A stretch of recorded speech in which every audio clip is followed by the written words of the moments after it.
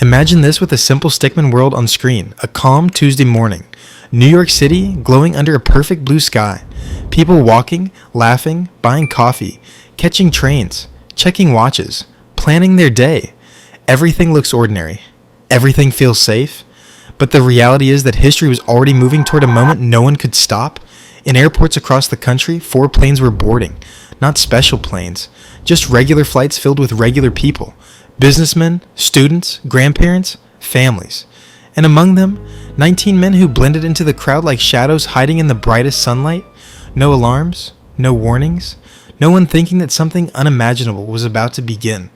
These men were part of Al-Qaeda, an extremist group led by Osama bin Laden. The person behind the entire plan, Khalid Sheikh Mohammed, had a terrifying idea. Don't attack with bombs. Turn the planes into the bombs. Use the passengers, the fuel, the speed, the size. Strike at the heart of America at that time. Airport security was nothing like today. Small knives and box cutters were actually allowed on board. So the hijackers simply walked through like everyone else. 4 teams, 4 flights, 4 synchronized missions. American Airlines, Flight 11, United, Flight 17, 5 American Airlines, Flight 77, United Flight 983, 4 normal flights that were about to reshape the world. Inside the planes, the hijackers waited patiently. They sat quietly beside people heading to work or to visit family. Nobody knew that in the next few minutes, everything would flip upside down. The seatbelt sign turned off, the hijackers stood up, and the nightmare officially began. At 8:14 a.m., Flight 11 suddenly stopped responding to air traffic control. Minutes later, a voice spoke over the radio, but it wasn't the pilot. A hijacker said, "We have some planes, just stay quiet and you'll be okay." Controllers were confused. Was it a mistake? Was it an accident? No one knew yet, but the world was already sliding into chaos. New York was still moving normally, cars honking, people joking, tourists taking pictures, and then 8:46 a.m. Everything changed in one violent instant. Flight 11 slammed into the North Tower of the World Trade Center. A fireball exploded out of the building. People on the streets froze. News channels started broadcasting. Some said maybe it was a small plane, maybe a terrible accident. Nobody understood what was happening, not yet. 17 minutes later, the truth arrived in the most horrifying way. Live cameras captured Flight 175 approaching the city. It banked sharply and sliced into the South Tower. The explosion lit up the sky. The second hit erased every doubt. This wasn't an accident. This was an attack. This was war happening in real time. Panic swept across New York, debris raining down, people running sirens, screaming firefighters, charging into burning towers while everyone else rushed out. They climbed floor after floor with 60 pounds of gear. They didn't hesitate. They knew what was above them. But still, they went in, because that's what heroes do. Treat me like white tees, don't get me dirty. While New York was fighting fire and fear, another attack struck at 9:37 a.m. American Airlines Flight 77 crashed into the Pentagon, the heart of the American military. A building meant to represent strength and defense was now burning from the inside. The shock traveled across the entire country. If the Pentagon could be hit, what could possibly be safe? Meanwhile, something extraordinary was happening in the sky aboard United Flight 93. The passengers learned through phone calls about the attacks on the World Trade Center.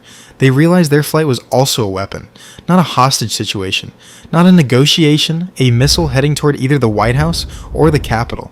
And in that terrifying moment, strangers became a team. They took a vote, they agreed to fight, they pushed back, they rushed the cockpit. They knew what might happen, but they also knew they could save thousands of lives. Their bravery forced the plane down into a field in Shanksville, Pennsylvania. They sacrificed themselves so a greater horror would never happen. Their courage still echoes today. Back in New York, the towers were burning. Steel, weakening floors collapsing internally. At 9:59 a.m., the South Tower gave way. It fell in 10 seconds. A mountain of dust and silence. 29 minutes later, the North Tower followed. 2 giants of steel and glass turned into nothing but ash and memory. In total, 2,977 innocent lives were taken. People who woke up expecting an ordinary Tuesday, firefighters who raced upward knowing they might never come back down.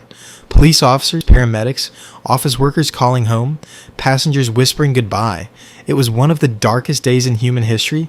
The hijackers, including Mohammed Atta, Zia Jarrah, and Hani Hanjour, believed that they could destroy America. They thought fear would make the world fall apart.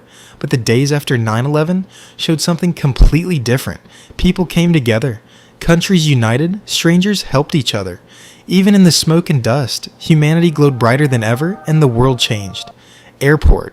Security transformed. Ahem, jokes aside. Cockpits were reinforced. Policies rewritten.